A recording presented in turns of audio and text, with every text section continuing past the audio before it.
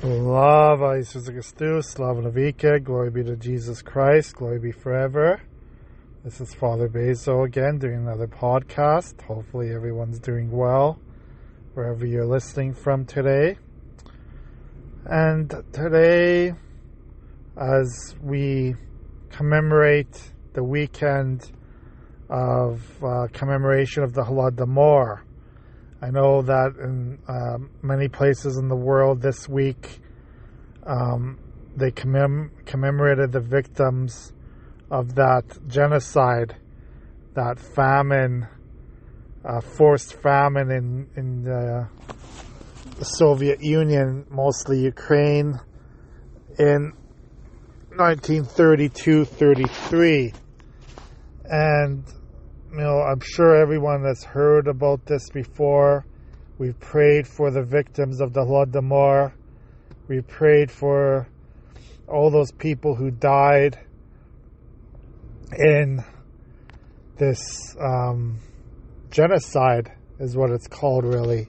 It's called a genocide, and there's a reason for that, because those victims were innocent and they were starved to death.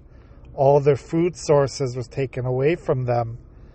And, there's many reflections that we can have upon this day, upon this week that we commemorate the Holodomor. And one of the things I think we can reflect upon is evil in this world. So where does evil come from? And evil is just the opposite of good.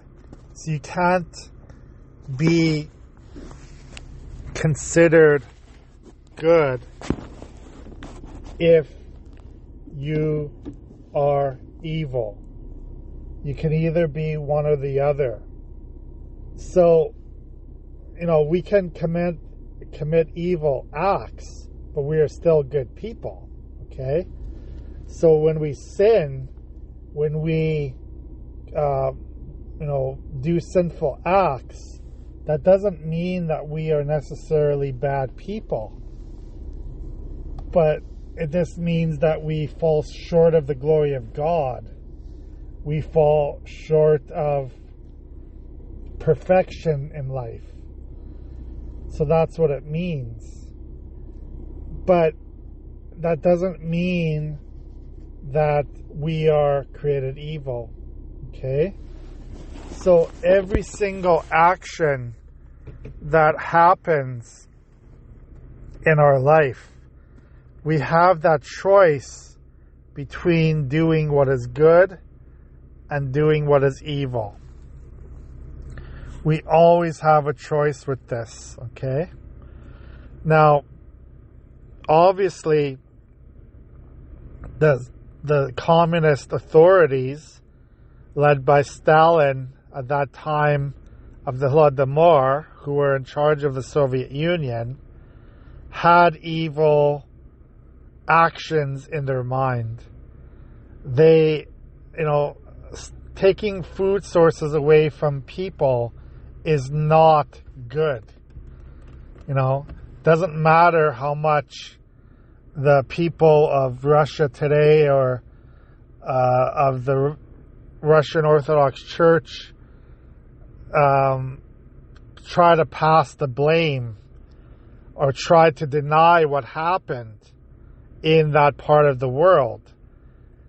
The truth is that the communist authorities committed atrocities, committed very, very evil actions, had evil intentions in their heart. So, we always have the choice between doing good and evil. Now, most of the time, of course, our actions that we have to decide upon are not about starving people to death, are not about killing people, are not about hurting people in that regard.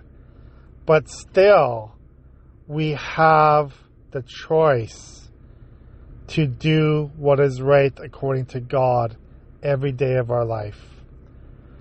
Now that choice is really ours. If we make the choice to do what is wrong, to do what is evil, to do what is sinful, then there's always going to be consequences for those choices we have. There's always going to be consequences about our actions.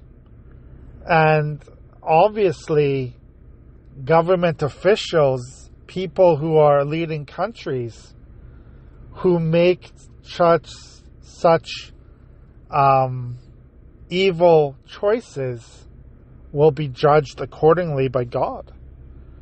And, just like priests and bishops and the leaders of the church who are responsible for their churches and the responsible for what they teach and responsible for what the people do in their churches, the leaders of governments are also responsible for their choices as well. We have to remember that. The leaders of the governments have to make good choices all the time. They cannot make evil choices. God is always going to judge our choices in life. And we as people of this society, we make so many excuses about our choices. We say, well, everyone else is doing it.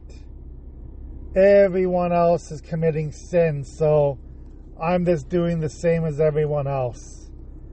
Everyone else is making these sinful choices, so I'm just following the crowd. That tells me two things if we say that. That says that we can't think for ourselves, that we can only follow the crowd, that we don't understand that the difference between evil and good, what is good and what is evil, and that tells me that we are pretty ignorant. That tells me that we are pretty ignorant in life if we blame others for our choices, if we blame other people for what we ourselves do in life. We can't blame other people. That is absolutely wrong. We have to make good choices in life. And yeah, we make excuses all the time. We make excuses about not coming to church. We make excuses about not coming to prayer services, not fasting, not helping others when we can. We make excuses all the time. That's where we are a society of excuses, But again, every time we make a wrong choice, every time we make an evil choice, God is going to judge us for that. And again, we hopefully will not have to make choices that, put people to death. I hope that we never have to make choices that decide whether a person lives or dies. But again, in government has a lot of choices to make.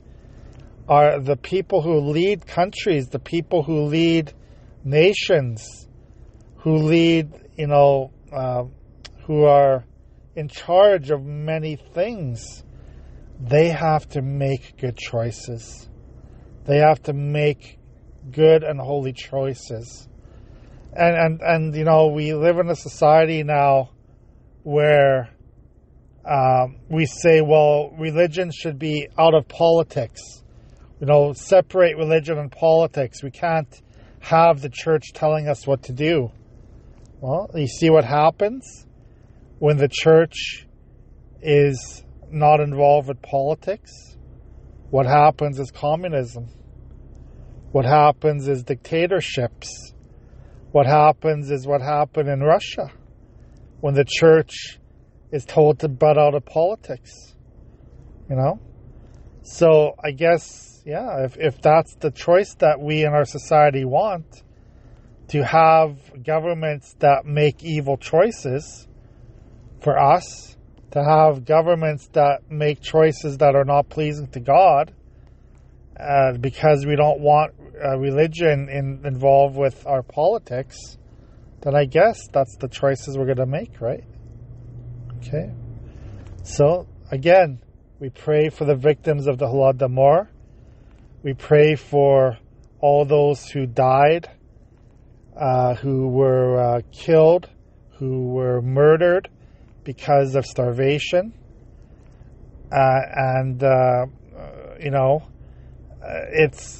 It's something that we should never happen again. But because of our attitudes, because of our sinfulness, because of our disobedience to God, it's happening over and over and over and over again. We still have not learned our lesson from this. We still have not learned our lesson in the world. We displease God all the time. We make evil decisions in life, and we're going to be judged for them, right? So God bless all those people who perished, who died during the Holodomor, reached Neopamyat, eternal memory. And let's learn from this. Let's learn not to let governments do evil. Let's learn to not let leaders of nations do evil.